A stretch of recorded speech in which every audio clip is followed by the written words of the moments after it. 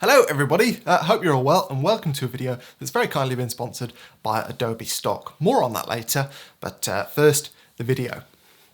I'm on an exercise ball, by the way. I'm trying it out as a desk chair. I don't really know what I make of it so far, but it's more fun than a desk chair. Anyway, this video, or most of this video, was filmed a couple of months ago. I was looking at the photos, some of the photos that I got on my Scotland trip back in June the other day. And in short, I like quite a lot of the photos that I got from a place called Camusdarach Beach. And I also got some footage, so I thought I'd package it all together into what is basically a 10 photos from video. So that's what this is, but I thought I'd introduce it on the basis that it was a couple of months ago and it might seem a bit odd for me to be back in Scotland when I'm not in Scotland. It probably doesn't really matter, but yeah.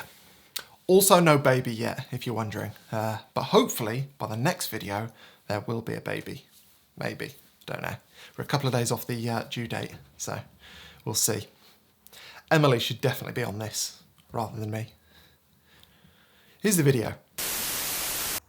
Hello all, and welcome to what I think is actual genuine paradise. I've come to a beach in Scotland that, again, I can't pronounce.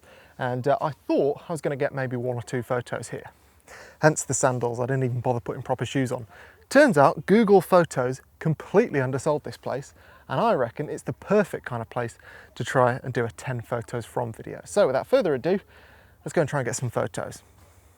I mean, even this rock is comfortable. These rocks are never comfortable at beaches like this. It's amazing. Well, I think a lot of the success of this afternoon is going to depend on my bravery in these shoes, but some of the shots I'm hoping, he says, should come quite easily. So here we've got some wildflowers and we've got a lovely little inlet, which with a polarizer at 16mm should look quite nice. A fairly easy start, f8, which is plenty to ensure everything is in focus at this focal length. Lovely. Okay, let's go and explore. One massive regret I've already got is that I didn't prioritise charging my drone after being out this morning. I charged everything else, which is fantastic for most stuff, but this place would have worked brilliantly with a drone. Probably means I've missed out on a couple of shots there, but I think there'll be plenty.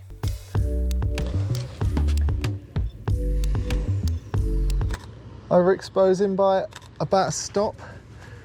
Same sort of rules as shooting snow often on really white sandy beaches like this, because white sand is similar in characteristic colour wise as white snow, obviously. Well, much to my own surprise, I've taken the 16-35 off in favour of the 24-70 because this shot is amazing. You get the nice calm water giving a reflection, kind of a reflection, of the houses on the opposite shore. And when you overexpose, it gives a lovely soft effect, I think. I've also just had the realisation that I should probably keep an eye on tide times. I've hopped over about 2 different islands so far, and I don't know if they're accessible when the tide's in. Should check, because the water, as nice as this looks, is freezing. Paddle boarders, always willing subjects, particularly when they don't know about it.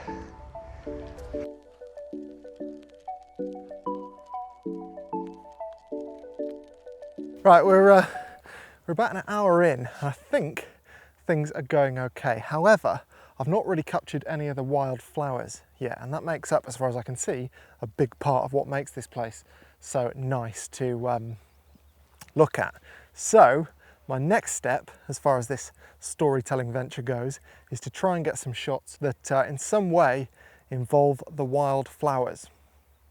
I mean, I could just take photos of the wild flowers, but getting them in the scene and showcasing the fact that this is also a beach is the name of the game, really. The islands now are starting to look really, really nice. I mean, they were before as well, but the silhouettes, lovely. Bluebells in the foreground, paddleboarder in the background. Although admittedly, not exactly where I'd want them.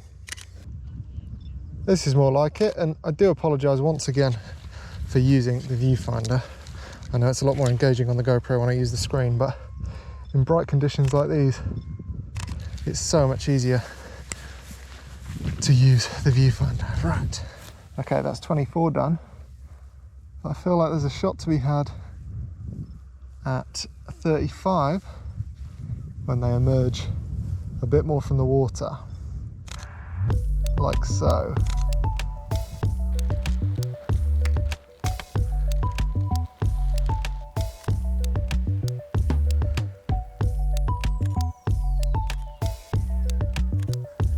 It's the kind of thing film photographers shoot, and they call it art because they're using Portrait 400, but really they're just pointing the camera at something. That might be a bit harsh, but I've seen a bit of that.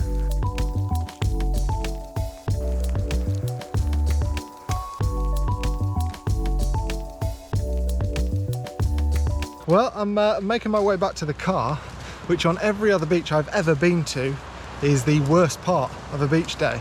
You've got your feet covered in sand, you're having to carry loads of heavy stuff. On this beach though, given the little walk it took to get here, I think there is actually quite a lot of potential for photos. And I've never been to a beach like that before, so it's not necessarily the end of the world that I'm heading back towards the car. What a place! I shall be back here.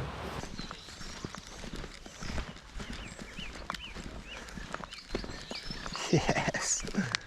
Well, here we go, folks. This is the magic. Calls for the 16 to 35, I think, don't you?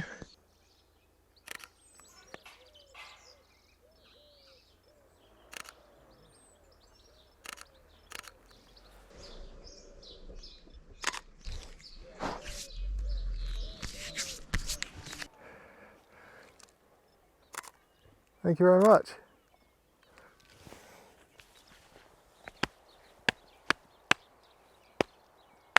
Come on, I'm getting eaten alive.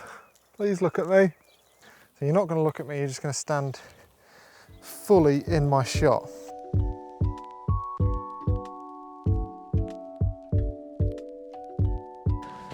Right, well, I've driven about a mile down the road from the beach back towards the main road so I can make my way home to Glencoe. Not home, but you know what I mean.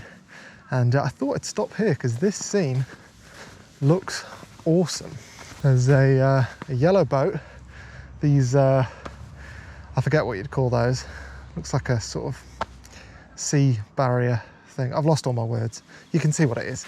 And cottage in the background and then a bridge completing the scene. F2.8, so the foliage is out of focus. Yeah, it's all right, but I think actually given how neat and clean the scene is naturally, I think just using that will be much better. So we've got these things, we've got that nice yellow boat right in the middle, we've got the reflection, the amazing reflection and the ripples in the water, that cottage, bridge, nice background. When you say it like that, it sounds like quite a complex scene, but actually it's anything but. Right, so 35mm, this is a dead-on 35mm shot. Focus on the boat, because it's basically the middle of the scene. F9, so everything's in focus anyway. 80th of a second at ISO 160. Textbook. Probably time to head back and find something to eat. Scotland, you beauty. Mwah! Looks more like Norway than anything else I've seen in Scotland. By the way, actually, just quickly, as you might be able to see, that boat is called Davy Diver, which I don't think maybe represents the class of this place. So in the interest of full disclosure, I may well clone the name of the boat out. Just be a nice, pretty yellow boat without that, which I think works better. No offense to the owner of the boat, of course, just an opinion. I just drove past a little spot up here that I thought had potential. So I pulled a U-turn about 2 miles down the road and I've come back to have a look. So fingers crossed. Otherwise I'll never get that 10 minutes back. 50mm, F9, 50th of a second, ISO 160. Lovely.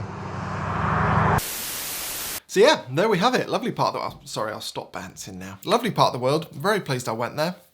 And I'm sure it's absolutely wonderful any time of year, to be honest. So next time I'm in that part of the world, regardless of when in the year it is, I shall be visiting again. But thank you very much for watching, and also a big thank you to Adobe Stock, as I mentioned, for sponsoring this week's video. So if you don't know, Adobe Stock is basically where a lot of the world's most creative people go to seek inspiration, to show people their own work, and to have the chance to have their work licensed by millions of potential buyers. And in short, it gives you the chance to try and make money from your own work in your own time. You can upload whenever you want, and you can even do it through Adobe Lightroom. And by collecting royalties when you do that, you can literally be earning money from your photography or your videography as you sleep. And by licensing your work rather than having to sell your work, you keep all the rights to all your own imagery. And I'm going to upload a few of the photos from today's video, and I'll title them, I'll tag them, I'll give them all like 15 to 20 tags to make sure that people can find them. And because these photos don't include any recognizable faces or modern buildings or logos, anything like that, I won't need any releases.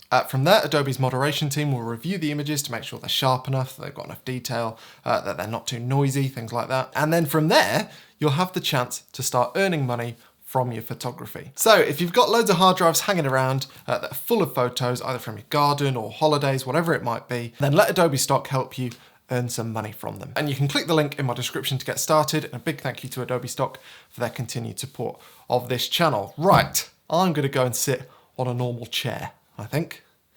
Yes, see you next time.